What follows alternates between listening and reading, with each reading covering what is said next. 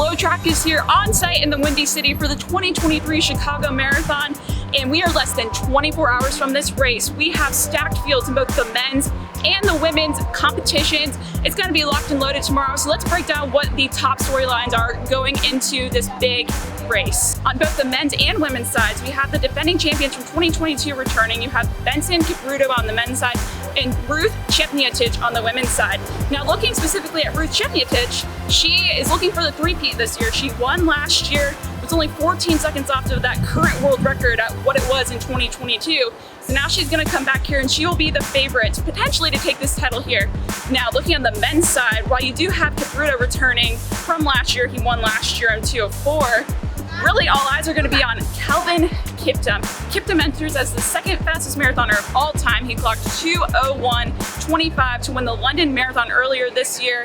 Could we see Kiptum go after that men's world record? Now, Eliud Kipchoge's 2:01.09 world record could potentially go down. We're looking at pretty favorable weather here as well in Chicago for the start of the race. Going to be in the mid-40s. As long as the wind holds off, maybe we could see Kelvin Kiptum go after something big here in Chicago.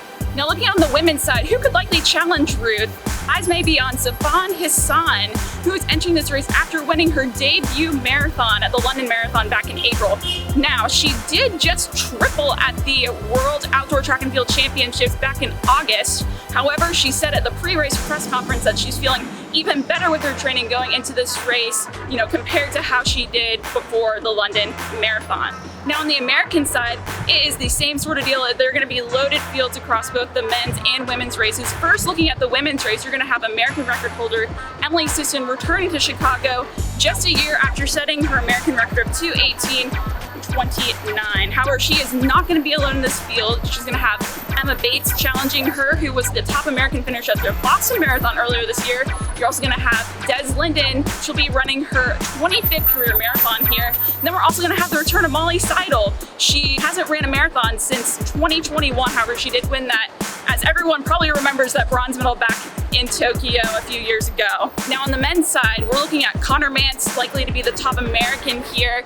He made his debut at the marathon distance at Chicago in 2022, so he'll return to the course here. Last year in Chicago, he ran 2:08.16, and he'll look slower that time in 2023 and potentially chase that Olympic standard. However, the other big storyline on the American side for the men has to be the return of Galen Rupp. The last time we saw him at the marathon distance was at the New York City Marathon in 2022. He had to pull out from the race. However, he will be back in Chicago. He says he's healthier, says he's tweaks his mechanics a little bit, and he is ready to go for the Chicago Marathon in 2023. Be sure to stay tuned to FloTrack for all of your results, interviews, recaps from the highly anticipated 2023 Chicago Marathon.